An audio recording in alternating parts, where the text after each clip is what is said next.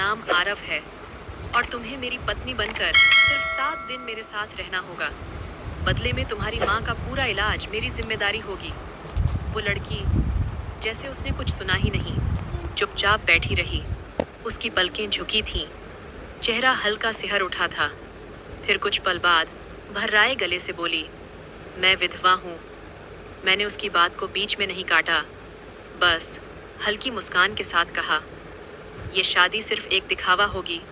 इसमें न तुम्हारी कोई भावना जुड़ी होगी, न मेरी। उसके चेहरे पर मजबूरी साफ झलक रही थी, मगर हालात इंसान से वो सब करवा लेते हैं जो कभी सोचा भी न हो। उसने धीमे सिर हिलाकर हामी भर दी। अगली सुबह हम एक पुराने गेस्ट हाउस में कोर्ट मैरिज के लिए खड़े थे। न फूल, न सजावट, न कोई फोटोग्राफर, बस कुछ दस्तावेज, 2 गवाह और एक कागजी समझौता। शादी के 2 दिन बाद जब मैं किसी काम से कमरे में लौटा, मैंने उसे देखा। प्रिया, जो अब कागजों पर मेरी पत्नी थी, वो एक कोने में बैठी दुआ कर रही थी। हल्के गुलाबी सूट में, खुले बाल, बंद आंखें और चेहरे पर एक ऐसी मासूमियत जैसे किसी अधूरे ख्वाब का रंग। मैं बस दरवाजे पर खड़ा रह गया, चुपचाप उसे निहारता रहा। उसी वक्त मेरे कानों में पापा की वो आखिरी बातें गूंजने लगीं। अगर 7 दिन में शादी नहीं की तो मेरी सारी संपत्ति अनाथ बच्चों के नाम कर दूंगा। पापा अस्पताल में थे, बेहद कमजोर, लेकिन उनके शब्द आज भी मेरी सोच पर हावी थे। मैं जानता था, पापा जो कहते थे करके दिखाते थे। उसी दिन मैंने कॉल किया हिना को, मेरी पुरानी मंगेतर, कॉलेज के दिनों की साथी, जिससे मैंने कभी साथ जीने के वादे किए थे। फोन उठते ही उसकी आवाज आई, आरव, क्या हुआ? अंकल की तबीयत ठीक है?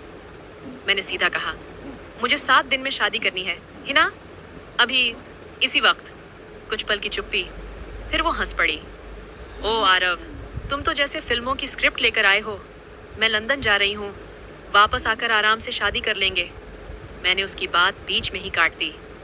ये मजाक नहीं है हिना, अगर 7 दिन में शादी नहीं हुई तो सब कुछ बदल जाएगा। अब उसकी आवाज़ सख्त हो चुकी थी। तो फिर किसी और से कर लो शादी, मैं तुम्हारी इस ड्रामेबाजी में शामिल नहीं हो सकती। फ़ोन कट गया। उस पल मैं समझ गया, अब मेरे पास और कोई रास्ता नहीं है। मैंने उसी शाम वकील से कॉन्ट्रैक्ट तैयार करवाया, 7 दिन की शादी और साथ ही तलाक के पेपर भी। अब सिर्फ एक ऐसी लड़की चाहिए थी जो मजबूरी में इस समझौते के लिए तैयार हो। फिर एक एजेंसी से पता चला, एक लड़की है, प्रिया, जिसकी माँ सरिता देवी अस्पताल में भर्ती हैं। इलाज के लिए पैसे नहीं हैं और वो सिर्फ एक शर्त पर शादी को तैयार है, अगर उसकी माँ का इलाज तुरंत शुरू हो जाए। मैंने बिना देरी किए हामी भर दी। अगले दिन मैंने खुद अपनी शादी की ड्रेस खरीदी। अब ये शादी नहीं, एक मिशन बन चुका था।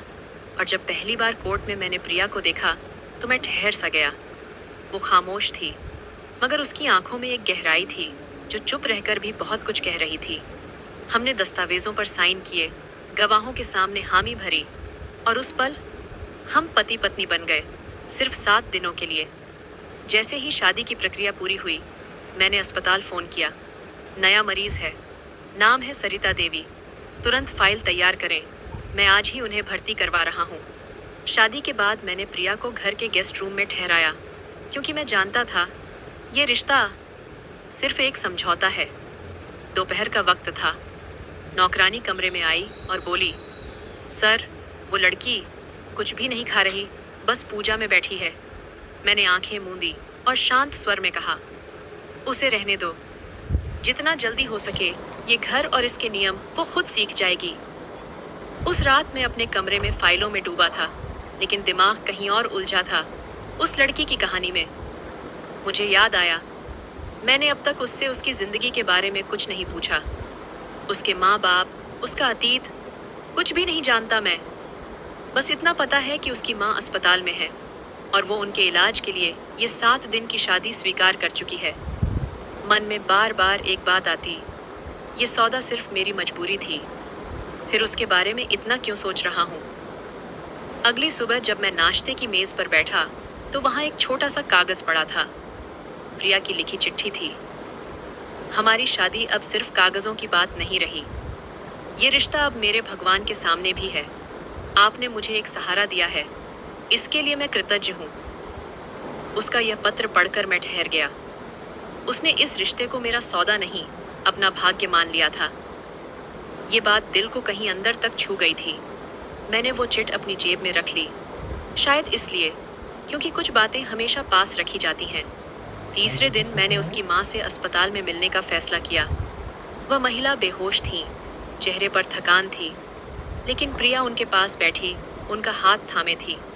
मुझे देखकर उसने बस नजरें उठाईं और हल्के से मुस्कुराई। मैं कुछ पल चुपचाप वहाँ बैठा रहा, फिर लौट आया। उस रात जब मैं गैलरी में खड़ा था तो उसकी खिड़की से आती हल्की रोशनी मुझे खींचने लगी। मन कर रहा था कि अंदर जाऊं, उसे देखूं, लेकिन खुद को रोका, जैसे कोई अदृश्य दीवार हो। कई दिन बीत गए थे, हम एक ही घर में थे, मगर अजनबियों की तरह। हमने ना एक दूसरे से बात की, ना आमने सामने आए। बस ये 7 दिन जैसे किसी साए की तरह बीत रहे थे। मौजूद तो थे, पर आवाज़ नहीं करते थे। चौथे दिन नौकरानी ने बताया, मैडम सुबह सुबह उठकर पूजा करती हैं, कुछ मांगती नहीं, बस ईश्वर को धन्यवाद देती रहती हैं। मेरी नज़रें अखबार पर थीं, मगर जहन में वो शब्द अटक गए, धन्यवाद। जिसने अपनी ज़िंदगी की सबसे बड़ी कीमत चुकाई हो, वो भी भगवान को शुक्रिया कहती है। उस दिन मैं ऑफिस से जल्दी लौट आया। बाहर बारिश हो रही थी और दिल के अंदर अजीब बेचैनी थी। लगा जैसे कुछ बदल रहा है।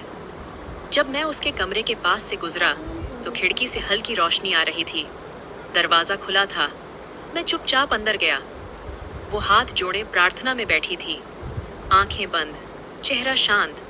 बिना किसी आवाज़ के भी उसकी मौजूदगी बोल रही थी। पहली बार मैंने उसका चेहरा साफ देखा था, नर्म, साफ और एकदम सुकून से भरा हुआ। मैं वहीं ठहर गया और कुछ पलों बाद बस इतना ही कहा, दिलचस्प, और लौट आया। अगली शाम बिजली चली गई थी। मैं खुद टॉर्च लेकर निकला, सिस्टम चेक किया। लौटते हुए उसके कमरे के पास से गुजरा तो खिड़की से चांदनी अंदर आ रही थी। दरवाजे पर हल्की दस्तक दी। उसकी आवाज़ आई, कौन? मैं बोला, आरव, बस पूछने आया था कि अंधेरे में कोई दिक्कत तो नहीं। उसने धीमे से जवाब दिया, नहीं, सब ठीक है, धन्यवाद। वैसे भी रोशनी हमेशा रास्ता ढूंढ लेती है। उसका जवाब मेरे कदम रोक गया। मैं कुछ नहीं बोला और चुपचाप लौट आया। उस रात मैंने पहली बार डायरी खोली और लिखा, ये लड़की बोलती कम है, मगर उसकी खामोशी सब कुछ कह देती है। फिर तीसरे दिन रात को नौकरानी ने बताया, मैडम सिर्फ चावल और दही लेती हैं, कुछ और नहीं। मैंने कहा, जो मांगे वही दो, बिना सवाल पूछे। अगले दिन मेरे कमरे के बाहर एक ट्रे रखी थी, उसमें चाय का कप, थोड़े से ड्राई फ्रूट्स और एक छोटा सा नोट। आपने मेरा बहुत ख्याल रखा है, जैसे मैं आपके घर की मेहमान हूँ, लेकिन मैं आपकी पत्नी भी हूँ। मुझे अब समझ आ गया था कि मेरी जिम्मेदारी सिर्फ नाम की नहीं रही, अब कुछ ऐसा था जो उससे भी आगे बढ़ चुका था। मैंने खुद ही हमारे बीच एक दीवार खड़ी की थी, लेकिन अब वो दीवार दरकने लगी थी। रात के सन्नाटे में मैं अपने कमरे में बैठा था, कागज़ों की फाइलों में उलझा हुआ, लेकिन जहन में बस वही एक कप चाय, उस पर लिखा नोट और वो चेहरा घूम रहा था। मोबाइल देखा तो रात के 3 बज चुके थे। मन जैसे घुट रहा था, घर की हवा भारी लगने लगी थी। मैं बालकनी में आ गया। हल्की रोशनी चारों ओर फैली थी। पानी पीने की सोचकर किचन की ओर बढ़ा ही था कि कहीं से सिसकी की आवाज़ आई, धीमी मगर गूंजती हुई। मैं रुक गया। आवाज़ उसी कमरे से आ रही थी जहां वो थी। धीरे धीरे बढ़ा। दरवाज़ा खुला हुआ था। झांका तो देखा, प्रिया ज़मीन पर बैठी थी, दोनों घुटनों को सीने से लगाए, चेहरा दुपट्टे में छिपाया हुआ और आंखों से बहते आंसू उसकी खामोशी को भी बोलने पर मजबूर कर रहे थे। कुछ पल यूं ही खड़ा रहा, फिर बिना कुछ कहे किचन से लाया, गिलास टेबल पर रख दिया। वो चौंकी और मेरी ओर देखने लगी, लेकिन कुछ नहीं बोली। मैंने धीरे से कहा, पानी पी लो। उसने नजरें झुका लीं। कांपते हाथों से गिलास उठाने की कोशिश की, लेकिन हाथों में ताकत नहीं थी। मैंने झुककर गिलास उसके हाथ में थमा दिया। उस पल हमारे हाथ टकराए। उसकी उंगलियों की ठंडक दिल तक उतर गई, जैसे वो कोई एहसास नहीं, एक खालीपन था। मैंने झट से अपना हाथ पीछे कर लिया, लेकिन उस छुअन ने मेरे भीतर कुछ जगा दिया था। फिर भी खुद को झटक कर याद दिलाया, ये बस एक सौदा है। पीछे मुड़ने ही वाला था कि उसकी धीमी सी आवाज़ आई, कभी कभी इंसान चुप रह जाता है क्योंकि शब्द कम पड़ जाते हैं। मैं ठिठक गया। वो बात में शिकायत नहीं, सच्चाई थी। मैंने मुड़कर देखा, वो आंखें पोंछ रही थी। मैंने बस इतना कहा, अगर कुछ चाहिए हो तो बता देना, और कमरे से निकल गया। अगले दिन डॉक्टर का फोन आया। प्रिया की माँ की हालत अब ठीक थी, रिपोर्ट्स पॉजिटिव थीं। मन को थोड़ी राहत मिली, लेकिन उसके लिए जो कर रहा था वही अब खामोशियों में खोती जा रही थी। मैं ऑफिस के लिए तैयार हो रहा था कि नौकर ने बताया, सर, कोई मैडम आई है, कहती हैं आपकी मंगेतर हैं, नाम हिना बताया है। मैं चौंक गया। कहाँ? उन्हें ड्राइंग रूम में बैठाओ, मैं आ रहा हूँ। दरवाज़ा खुलते ही वो अंदर दाखिल हुई। तेज चाल, तीखे सवाल, चेहरे पर मेकअप और आंखों में सवाल। बोली, ये लड़की कौन है जिसने तुमसे शादी की है? मैंने सुकून से कहा, बैठो हिना। नहीं, मुझे जवाब चाहिए, वो बोली। तुमने मुझसे बिना बताए शादी कर ली? मैंने लंबी सांस ली और कहा, तुमने मना कर दिया था, इसलिए मैंने खुद को आगे बढ़ा लिया। वो चिल्लाई, मैं सिर्फ 2 दिन लेट हुई थी और तुमने मेरा इंतजार भी नहीं किया। मैंने कहा, तुम लेट हुई और वो वक्त पर आ गई। उसने ठहाका लगाया। अब उसे पत्नी कहने लगे हो? भूल गए ये शादी एक कॉन्ट्रैक्ट है। मैंने नजरें चुराई। फ्लिपकार्ट में वेलवेट जंपसूट इतने सही प्राइस में, इसकी क्वालिटी कैसे चेक करते होंगे? मैंने नजरें चुराई। ये शादी एक मकसद से हुई थी, जो तुम जानती हो। अब जब तुम आ गई हो तो किसी बहस का फायदा नहीं। उसने कहा, तुम्हारी आवाज में नरमी किसके लिए है? मैं चुप रहा। वो घर के अंदर बढ़ने लगी। बोली, मैं उसे देखना चाहती हूँ। मैंने उसका हाथ थामा। ये इज्जत का सवाल है हिना, वो इस घर में है, मेरी पत्नी है। उसने तंज में कहा, कितने दिनों के लिए? उसके शब्दों ने जैसे सीने में चुभन छोड़ दी। मैंने हाथ जोड़ लिए। वो चली गई, मगर जाते जाते कह गई, ये जंग अभी खत्म नहीं हुई। उसके जाने के बाद मैं काफी देर तक बालकनी में खड़ा रहा। घर शांत था, लेकिन मेरे भीतर शोर मच रहा था। उस शाम प्रिया ने कोई सवाल नहीं किया, कोई सफाई नहीं मांगी। बस खाने की ट्रे में एक छोटा सा नोट था। क्या आपके मेहमान खुश थीं? मैंने जवाब नहीं दिया, बस उस नोट को जलते हुए चूल्हे में डाल दिया। अगले दिन हिना की माँ का फोन आया। बेटा, जो हुआ वो जल्दबाजी थी। हिना तुमसे प्यार करती है, ये सब गलत फहमी है। मैंने शांति से कहा, आप मेरे लिए मम्मी जैसी हैं, लेकिन ये फैसला मेरी जिंदगी का है और मेरे लिए वक्त की कीमत ज्यादा है। वो खामोश हो गई, लेकिन उनके शब्दों में कुछ था जो रह गया। शाम को जब घर लौटा तो प्रिया आंगन में बैठी थी, उसकी माँ भी पास थी।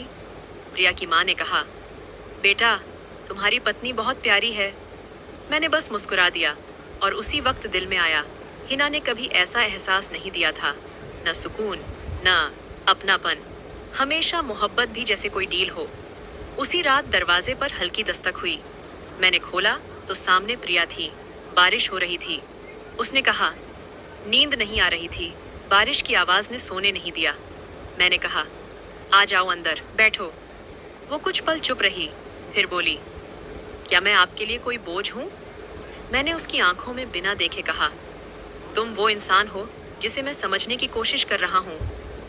वो थोड़ी देर शांत रही, फिर पूछने लगी, क्या आपको लगता है हिना आपकी जिंदगी में दोबारा आ सकती है? मैंने कुछ पल सोचा, फिर कहा, रिश्ते वक्त से बनते और बिगड़ते हैं, और मैं अब तक ये नहीं समझ पाया कि हमारा रिश्ता क्या है, लेकिन इतना जरूर जानता हूँ, हिना अब दिल में नहीं है। वो हल्के से बोली, तो फिर मुझे यहाँ सिर्फ 7 दिन रहना है। ये कहकर वो पलट गई। अगले दिन जब दोपहर में घर लौटा तो हॉल में हलचल थी। नौकरानी घबराई हुई भीतर आई और बोली, सर, प्रिया मैडम ने फल काटते वक्त अपना हाथ काट लिया है, बहुत खून बह रहा है। वो भी कमरे में ही थी और माँ पट्टी लाने बाहर गई थी। मेरे कदम जैसे किसी अनदेखी डोर से खींचते हुए उसी ओर बढ़े जहाँ वो बैठी थी। दरवाज़ा अध खुला था। अंदर झांका तो वो कुर्सी पर थी, एक हाथ को दूसरे की हथेली पर रखे, रुमाल खून से भीगा हुआ। माँ उसके सामने खड़ी थी, उसका हाथ थामे, पर आंखों में हिचक। मैं फौरन पास गया। दिखाओ, इतना ही कहा। उसने एक पल मेरी तरफ देखा, चौंकी जरूर, लेकिन चुपचाप हाथ आगे बढ़ा दिया। चोट बहुत गहरी तो नहीं थी, लेकिन खून काफी बह चुका था। मैंने धीरे से रुमाल हटाया, पास रखे पानी से उसका हाथ साफ किया, फिर सावधानी से पट्टी लपेटने लगा। उसकी उंगलियां कांप रही थीं, दर्द से या मेरी नजदीकी से, ये कहना मुश्किल था। उसने कुछ नहीं कहा और मैंने भी नहीं, लेकिन उस चुप्पी में कुछ ऐसा था जो शब्दों में नहीं बन सकता था। जैसे उस पल हमारी खामोशियों ने बात कर ली हो। पट्टी बांधते बांधते मेरी नजरें उसकी आंखों से टकराईं, जो अक्सर झुकी रहती थीं, मगर आज उनमें एक अजीब सा ठहराव था। मैंने धीरे से पूछा, ये हुआ कैसे? उसकी आवाज धीमी थी, जैसे किसी लंबे इंतजार के बाद निकली हो। कभी किसी और का हिस्सा छीन लो तो ऊपर वाला खुद हिसाब बराबर कर देता है। मैंने हाथ रोक दिया, उसकी तरफ देखा। उसके चेहरे पर कोई शिकायत नहीं थी, कोई अफसोस नहीं, बस एक सच्चाई जो शायद उसने खुद के लिए मान ली थी। मैंने पट्टी पूरी की और धीमे से कहा, कभी कभी जो चीज़ हमें लगती है कि हमने छीन ली, वो दरअसल हमें दी गई होती है, और जो अपनी लगती है वो सिर्फ इम्तिहान बन जाती है। उसने सिर झुका लिया, कुछ नहीं बोली, लेकिन उसकी खामोशी जैसे सब कुछ बयान कर गई। वो पल छोटा सा था, एक घायल हाथ, एक पट्टी और एक रिश्ता जो नाम तो नहीं रखता था लेकिन गहराई रखता था। अगले दिन दोपहर जब मैं वापस लौटा तो दरवाजे के पास माँ बैठी थी, हाथ में सुई धागा ली। मुझे देखकर मुस्कुराई। बेटा, तुम्हारी पत्नी बड़ी अच्छी कढ़ाई करती है, मेरे लिए गिफ्ट बना रही है। मैंने हल्की मुस्कान के साथ नजरें झुका ली, लेकिन दिल में कुछ हलचल सी थी। रात को मैंने पहली बार खुद उसके कमरे का दरवाजा खटखटाया। मैं अंदर आ सकता हूँ? मैंने पूछा। उसकी आवाज आई, जी। कमरा सधा हुआ था, कोने में वो पट्टी रखी थी जो मैंने कल उसके हाथ पर बांधी थी। मैंने इशारा करते हुए पूछा, अब भी संभाल कर रखा है? वो बोली, कुछ तकलीफें याद रखने के लिए होती हैं, ताकि जब जिंदगी सिखाना भूल जाए तो ये याद दिलाएं। मैं चुप हो गया। कुछ देर उसी खामोशी में बीता, फिर कहा, कुछ घाव ऐसे सिखा देते हैं जो कभी सुकून नहीं सिखा सकता। उसने धीमे से सिर हिलाया, जैसे ये बात वो बहुत पहले ही समझ चुकी थी। हर चीज पर हक नहीं जताया जा सकता, वो बोली, कुछ रिश्ते बस निभाए जाते हैं। उसके शब्द दिल के सबसे कोमल हिस्से में उतर गए। कभी मैंने इस रिश्ते को एक जरूरत समझा था, एक समझौता, मगर अब ये दिल की सबसे सच्ची धड़कन बन चुका था। प्रिया मेरे सामने बैठी थी, चेहरे पर वही शांति, वही भाव, मगर अब मेरे भीतर कुछ और ही असर कर रहे थे। उसका हाथ अब पट्टी में था, लेकिन असर मेरे सीने के सबसे भीतर तक हो चुका था। उस रात मैंने डायरी निकाली और लिखना शुरू किया। कुछ जख्म सिर्फ शरीर पर नहीं होते, कुछ आत्मा पर होते हैं, और जो उन्हें देते हैं कई बार वही सबसे बड़ा मरहम भी बन जाते हैं। मोबाइल उठाया, वकील का नंबर देखा, लेकिन कॉल नहीं किया। 7 दिन पूरे होने वाले थे, लेकिन अब ऐसा लगने लगा था कि ये रिश्ता किसी कागज का मोहताज नहीं रहा। अगली दोपहर कुछ ज्यादा ही खामोश थी। बाहर धूप हल्की हल्की फैल रही थी। मैं ऑफिस से थोड़ा जल्दी लौट आया था। टेबल पर रोज की तरह चाय नहीं थी। दरवाजा खोलकर आंगन की ओर गया तो देखा प्रिया बैठी थी। ट्रे में 2 कप चाय और कुछ बिस्किट। हल्की सी साड़ी पहने, बेहद सादगी में भी बेहद सुंदर लग रही थी। मैं बस उसे देखता रहा, जैसे वो पल रुक गया हो। वो धीरे धीरे मेरी तरफ बढ़ी, नजरें झुकी हुई, चेहरे पर सोच की परतें। मैंने पूछा, तुम्हारी आंखें बहुत कुछ कहती हैं, फिर भी होंठ इतने खामोश क्यों हैं? उसने बिना मेरी तरफ देखे चाय का कप मेरे हाथ में थमाया और बस इतना कहा, काश ये सब सच होता। उस एक लाइन ने जैसे वक्त को रोक दिया। हवा, धड़कन सब थम गए। मैंने उसका हाथ थामा, चाय ली और एक कदम पीछे हट गया। खुद से सवाल किया, अगर ये सच नहीं तो झूठ क्या है? मैंने धीरे से कहा, तो फिर? उसने नजरें झुका लीं। कोई जवाब नहीं दिया, लेकिन उसकी खामोशी ने बता दिया कि वो सब समझ चुकी है। हम दोनों सोफे पर बैठ गए। चाय का पहला घूंट लिया, कप गर्म था। मैंने पूछा, माँ की तबीयत कैसी है अब? वो बोली, अब बेहतर है, बस एक टेस्ट बाकी है। मैंने कहा, मैं खुद लेकर चलूंगा उन्हें। वो मुस्कुराई, जैसे हल्का भरोसा किया हो। अब वो हंसने लगी, हैं? लगता है जिंदगी फिर लौट रही है। उसके लहजे में थोड़ा ताज्जुब, थोड़ा डर, और थोड़ा सा शुक्र था, जैसे वो इस खुशी से डरती हो कि कहीं ये भी हाथ से न फिसल जाए। मैंने पूछा, क्या तुम्हें भी लगता है कि तुम्हारी जिंदगी लौट रही है? उसने एक पल कुछ कहने की कोशिश की, फिर खुद ही रुक गई। धीरे से बोली, मैंने जिंदगी कभी मांगी ही नहीं, मैं तो बस मोहल्लत पर चल रही हूँ। ये बात कहीं अंदर तक उतर गई। मैंने कप टेबल पर रखा। प्रिया, क्या तुम वाकई मोहल्लत पर आई हो, या फिर मैं ही अपनी जिद में तुम्हें ले आया? वो चौंकी। पहली बार सीधी मेरी आंखों में देखा। उसकी आंखों में डर था, पर सच्चाई भी। शायद दोनों, उसने कहा। मैंने कहा, तुम्हारे लिए मजबूरी थी, मेरे लिए एक वादा, लेकिन दोनों ने ही निभा दिया, बिना दिल से चाहे हुए भी। तो फिर ये चाय, ये एहसास, ये क्या है प्रिया? उसकी आवाज बेहद धीमी थी। शायद वो जो हकीकत नहीं, मगर दिल ने उसे सच मान लिया है। कमरे में खामोशी फैल गई। कुछ लम्हे यूं ही निकल गए, बिना आवाज के, लेकिन बेहद गूंजते हुए। फिर वो उठी, ट्रे समेटी और दरवाजे की ओर बढ़ गई। मैंने उसे पुकारा, प्रिया। वो नहीं रुकी, पीछे भी नहीं मुड़ी। मैंने फिर कहा, अगर मैं कहूँ कि ये सब हकीकत बन सकता है। वो फौरन रुक गई। उसने अपनी सांसें रोक ली, फिर धीरे से बोली, हकीकत वो होती है जो सबके सामने हो। हमारा रिश्ता अब भी सिर्फ 7 दिन का है और 2 दिन बाकी हैं। मैंने कुछ नहीं कहा, बस दरवाजे की ओर देखा, जहाँ से प्रिया गायब हो चुकी थी। रात को मैंने माँ से बात की। वो बहुत खुश थी। उन्होंने बताया, आज प्रिया बहुत मुस्कुरा रही थी, कह रही थी कुछ प्रार्थनाएं वक्त पर सुन ली जाती हैं। मैंने पूछा, और आपने क्या कहा? उन्होंने जवाब दिया, मैंने कहा कि कभी कभी इंसान खुद प्रार्थना बनकर आता है और तुम उसकी प्रार्थना बन गए हो। मैंने उनका सिर सहलाया। क्या मैं सच में किसी की दुआ बन सकता हूँ, या मैं वही इंसान हूँ जो हर रिश्ते को सिर्फ कागजों में तौलता है? उस रात मैंने फिर से वो फाइल निकाली, वही शादी का कॉन्ट्रैक्ट। 7 दिन, अब सिर्फ 2 दिन बाकी थे। वही 2 दिन जिनके बाद हम दोनों आज़ाद होते। मगर दिल इस आज़ादी से डर रहा था। अगले दिन मौसम कुछ अजीब था। हवा बह रही थी, लेकिन कमरे में अजीब सी गर्मी भरी हुई थी। मैं स्टडी रूम में बैठा था। फाइल सामने खुली थी, लेकिन मन दरवाजे की ओर बार बार भटक रहा था। प्रिया दिन भर कहीं नजर नहीं आई, न दोपहर में, न शाम को, न रात के खाने पर। नौकरानी ने बताया, मैडम कह रही थी उन्हें आराम करना है, शायद सर में दर्द है। मैंने बस गर्दन हिला दी, लेकिन भीतर बेचैनी थी, जैसे दिल को किसी अनहोनी की आहट सुनाई दे रही हो। रात के 11 बजे जब मैं उठा तो सीधे उसके कमरे की तरफ गया।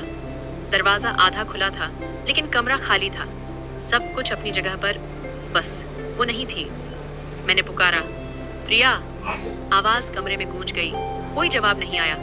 मैं बाहर निकला, एक एक कोना देखा, हर दीवार, हर आंगन जैसे कुछ कहने से कतराते हों। तभी गैलरी के पास हल्की सी आहट हुई। वो जमीन पर बेसुध पड़ी थी, नीले कपड़ों में, चेहरा पीला पड़ चुका था, सांसें बहुत धीमी। प्रिया। मैं दौड़ा, उसका सिर अपनी गोद में लिया, नसें चेक की, धड़कन बहुत कमजोर थी।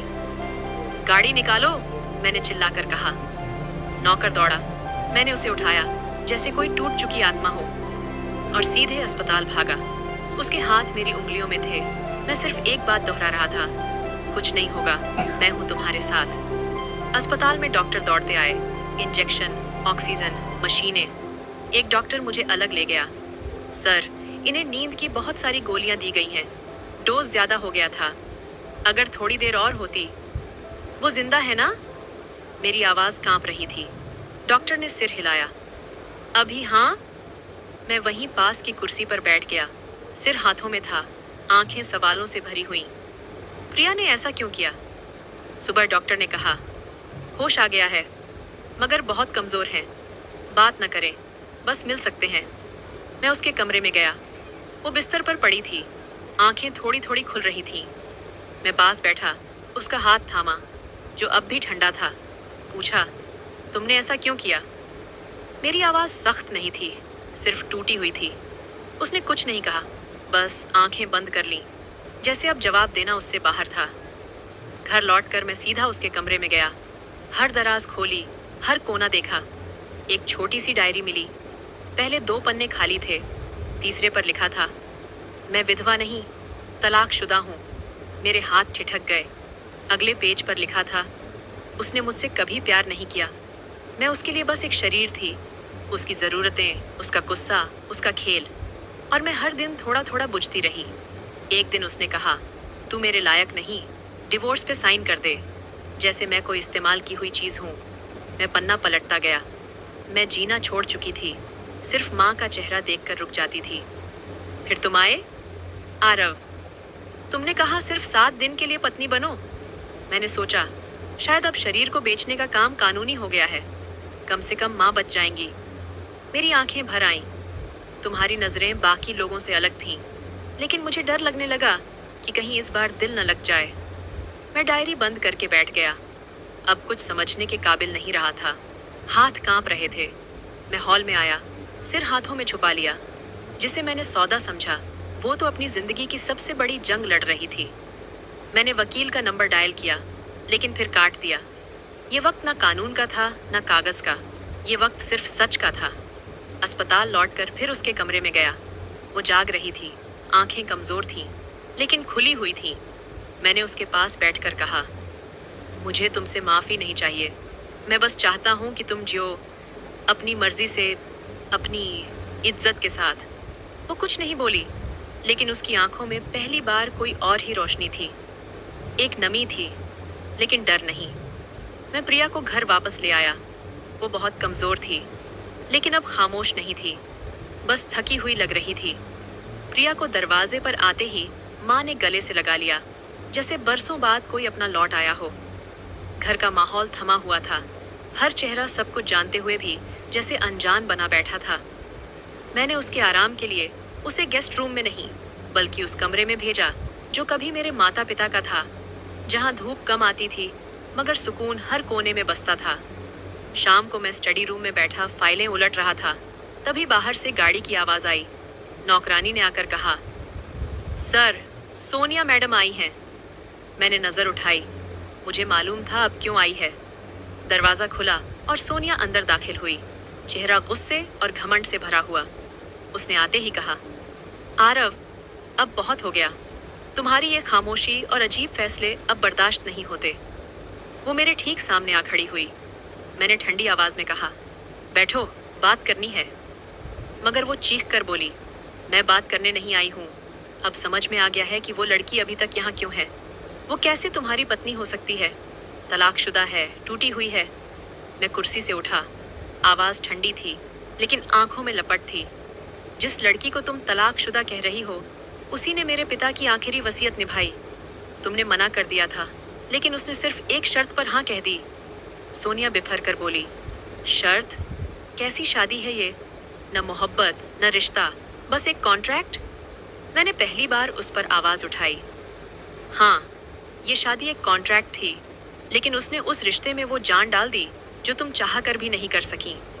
उसने मुझे बदल दिया, मुझे मेरी औकात दिखाई, वो सच दिखाया जिससे मैं हमेशा भागता रहा। सोनिया की आंखों में नमी थी, मगर वो फिर भी बोली, तो अब वो लड़की तुम्हारी मोहब्बत बन गई? मैंने दरवाजे की तरफ इशारा करते हुए कहा, वो अब मेरी हकीकत है और तुम्हारा रिश्ता सिर्फ दिखावा। सोनिया ने कदम पीछे खींचे, मगर उसकी आवाज़ अब भी तेज थी। तो अब तुम उसे अपनाने वाले हो?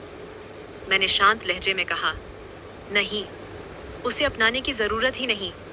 वो खुद मेरी ज़िंदगी का हिस्सा बन चुकी है। उसकी आंखों में जलन थी। वो बोली, तुम मेरे साथ ऐसा नहीं कर सकते आरव। मैंने जवाब दिया, मैंने वही किया जो तुम्हारे व्यवहार ने तय किया। तुमने मेरी मजबूरी को तमाशा बनाया और उसने मेरी मजबूरी में भी मुझ में जान भर दी। सोनिया ने कहा, मैं तुम्हारे पिता की पसंद थी। मैंने सिर हिलाते हुए कहा, नहीं, तुम उनकी पसंद नहीं, उनकी उम्मीद से भागी हो। और वो लड़की उस जिम्मेदारी की आखिरी कड़ी बनी। जाते जाते सोनिया कह गई, उस लड़की की सच्चाई तुम्हें ले डूबेगी आरव। मैंने सख्ती से कहा, मुझे उसकी सच्चाई में डूबना मंजूर है, लेकिन तुम्हारे झूठ में जीना नहीं। वो चली गई। मैं दरवाजे पर खड़ा रह गया। उसे बंद करने की हिम्मत नहीं हुई। बहुत देर तक वहीं खड़ा रहा। फिर गहरी सांस लेकर स्टडी रूम में गया और अपनी डायरी खोली। लिखा, इश्क कुछ नहीं मांगता, बस वक्त के दायरे में खुद को सौंप देता है। और मैं बह चुका हूँ उसकी आहट, उसकी खामोशी, उसके सब्र में। अगली सुबह प्रिया नाश्ते की टेबल पर नहीं थी। माँ ने बताया, प्रिया कह रही हैं कुछ देर अपने कमरे में प्रार्थना करना चाहती हैं। मैंने कुछ नहीं कहा। ऑफिस गया, मगर दिल वहीं पीछे छूट गया। दोपहर होते ही खुद को रोक न सका। घर लौट आया। जैसे ही दहलीज पर पहुंचा, माँ दौड़ कर आई। आज प्रिया ने खुद नई डिश बनाई है, कहाँ है, आपको जरूर खिलानी है।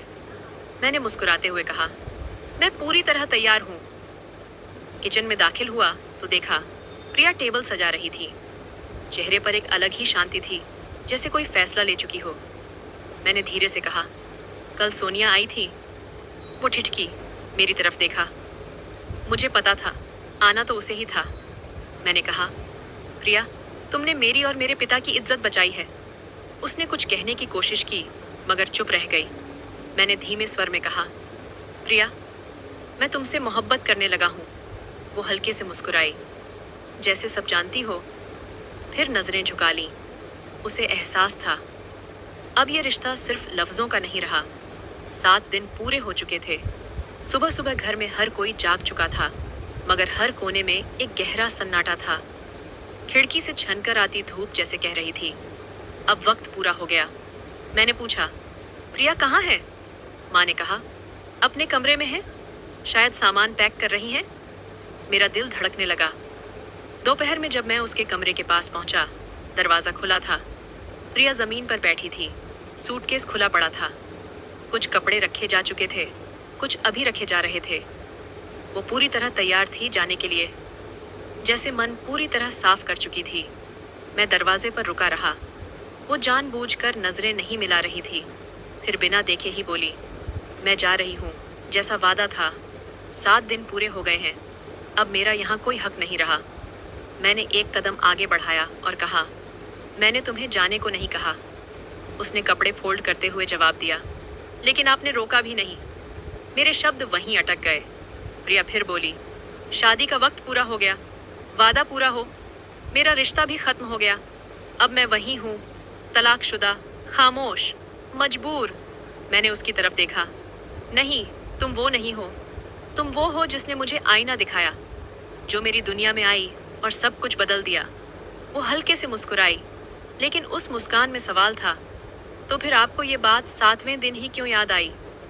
चौथे या 5वें दिन भी तो कह सकते थे कि रुक जाओ। आपने क्यों नहीं कहा कि मुझे रुकना चाहिए? मैं खामोश रहा, जैसे शब्द भी बचता रहे हों कि वो समय पर क्यों नहीं पहुंचे। कुछ पल बाद सिर्फ इतना कह पाया, वादा दिल से किया जाता है। वो चुपचाप उठी, सूटकेस बंद किया और खिड़की के पास जा खड़ी हुई। हवा में उड़ता पर्दा उसकी खामोशी को आवाज देने लगा। उसने कहा, आरव, दिल से किए गए वादे वक्त से पहले टूट जाते हैं और वक्त के वादे अक्सर दिल के लायक नहीं होते। मैं उसके पीछे जाकर खड़ा हुआ और कहा, प्रिया, तुमने एक सौदा निभाया, मैंने एक जिम्मेदारी, लेकिन जो हमने महसूस किया वो क्या था? क्या वो कोई झूठ था? उसने धीमे से कहा, महसूस करना जुर्म नहीं होता, लेकिन कहना हिम्मत मांगता है। आपने कभी नहीं कहा कि मैं कुछ मायने रखती हूँ, और मैंने भी कभी नहीं कहा कि मैं रुकना चाहती हूँ। मैंने पहली बार पूछा, लेकिन क्या तुम रुकना चाहती हो? वो मेरी तरफ पलटी, उसकी आंखों में आंसू थे। बोली, हाँ, लेकिन खुद नहीं कह सकती, क्योंकि मैंने वादा किया था, और वादा निभाने वालों को सबसे पहले खुद से निभाना होता है। फिर वो सूटकेस उठाकर बाहर चली गई। माँ बाहर खड़ी थी। उन्होंने उसे लिपट कर रोका। बेटा, तू फिर अकेली क्यों जा रही है? प्रिया ने उनके सर पर हाथ फेरा। कहीं नहीं जा रही माँ, बस एक वादा पूरा करने जा रही हूँ, लेकिन आपके दिल में हमेशा रहूंगी। मैं दूर खड़ा सब देख रहा था, एक कदम भी आगे नहीं बढ़ा सका। गाड़ी के पास पहुंचकर उसने सूटकेस रखा। तभी मैंने कहा, अगर तुम जा रही हो तो जाओ, लेकिन मेरे वादे को निभाने के लिए मत जाओ। वो कुछ पल ठिठकी, लेकिन बिना पलटे गाड़ी में बैठ गई। दरवाज़ा बंद हुआ, गाड़ी चली गई, और मैं बस उसी मोड़ तक देखता रहा जब तक वो आंखों से ओझल नहीं हो गई। वो जा चुकी थी। वो 7 दिन जो कभी बोझ लगे थे, अब सांस बन गए थे। मैं दरवाजे के पास बैठ गया और खुद से कहा, जिसे मैंने सौदा समझा, वो मुझे मेरी कीमत का अंदाज़ा देकर चली गई। शाम ढल रही थी। लेकिन मेरे भीतर कुछ और ही उजड़ रहा था। रात भर नींद नहीं आई, आंखें बोझिल थीं, लेकिन सुबह उठकर दिल ने एक फैसला किया, अब उसे खोने नहीं दूंगा। मैंने नाश्ता नहीं किया, ऑफिस नहीं गया, बस गाड़ी उठाई और शहर की सड़कों पर निकल पड़ा, जहाँ कहीं वो हो सकती थी। उसके मोहल्ले गया तो पड़ोसियों ने बताया वो लौटी ही नहीं, सिर्फ कपड़े भिजवाए थे। अस्पताल गया जहाँ माँ का इलाज चलता था, वहाँ से भी यही सुना, अब इलाज नहीं करवाएंगी, कहीं और जाएंगी। मैं बेचैन था, एक उम्मीद थी, वो मंदिर जिसका वो अक्सर जिक्र करती थी। शाम को वहाँ पहुँचा, एक कोने में एक लड़की बैठी थी, सिर झुकाए, हाथ जोड़े, होंठ हिलते हुए। मैं कुछ देर वहीं खड़ा रहा। दिल ने कहा, वो प्रिया है। मैं धीरे धीरे उसके पास गया और बस इतना कहा, प्रिया। उसने आंखें खोली, मेरी ओर देखा।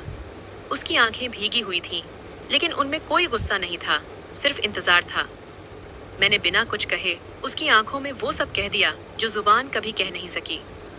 मैंने कहा, मैं तुमसे शादी नहीं, जिंदगी मांगने आया हूँ। वो कुछ नहीं बोली, सिर्फ आंसू बहते रहे। मैं उसके पास बैठ गया और ऊपर वाले से कहा, अगर ये लड़की मेरी तकदीर में है तो इसे अब मेरी जिंदगी बना दे। प्रार्थना के बाद वो उठी। मैंने हाथ बढ़ाया, उसने हाथ पीछे नहीं खींचा। मैंने कहा, माँ ने पूरे घर को सजाया हुई और उसकी बहन देर तुम्हें अब मेरी भी जिम्मेदारी बन चुकी समझाने में लगी।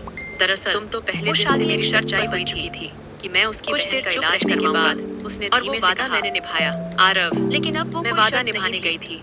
वो मेरा अपना फर्ज बन चुकी थी, नहीं मोड़ा था। वक्त गुजरता गया, मैंने बस इतना चाहा था जिंदगी में कि वो खुद की लकीरें से बचा ले, गहरी होती चली गई। उस दिन जब मैंने पहली बार उसे बताया, मेरी हथेली में अपना हाथ रखते हुए कहा, अहम हिस्सा है, मैं माँ बनने वाली। शायद मेरी खामोशी ने उससे ज्यादा कहा था आई, जितना शब्द कह सकते थे। खूबसूरत सुबह थी और जब वो चली गई, जब हमारी बेटी जैसे मेरी सांस कदम रखा, उसकी परछाई के साथ चली गई जान, जो आज जब सालों बाद सबसे बड़ी पहचान बन गई। तो मैंने बस एक ही बात, जब मैं प्रिया की आंखों में, इस बार मैं तुम्हें अपनी पत्नी बनाना चाहता हूँ, वही बिना किसी समझौते के, वही प्यार नजर आता किसी शर्त के, जो कभी साथ दिल से आया था पूरी उम्र के लिए। वो चुप रही, उसकी आंखें कुछ कह रही थीं, लेकिन होंठ खामोश थे। मैंने फिर कहा, क्या तुम अपने अतीत के साथ मेरे आज में शामिल होना चाहोगी? उसने मेरी आंखों में देखा और धीमे से कहा, अगर तुम मेरे बीते हुए कल को अपना सुकून बना सको तो हाँ। मैंने उसका हाथ थाम लिया। उसकी उंगलियों की थरथराहट मेरे दिल की धड़कनों से जुड़ चुकी थी। उसकी आंखों से बहते आंसू अब मेरे कंधे पर गिर रहे थे और वो लम्हा हमारी अधूरी कहानी को पूरा कर रहा था। जब वो मेरी बगल में आकर गाड़ी में बैठी तो लगा जैसे मेरी अधूरी जिंदगी अब मुकम्मल हो गई हो। वही लड़की जो कभी सिर्फ 7 दिनों के लिए आई थी, अब मेरी हर सांस में शामिल हो चुकी थी।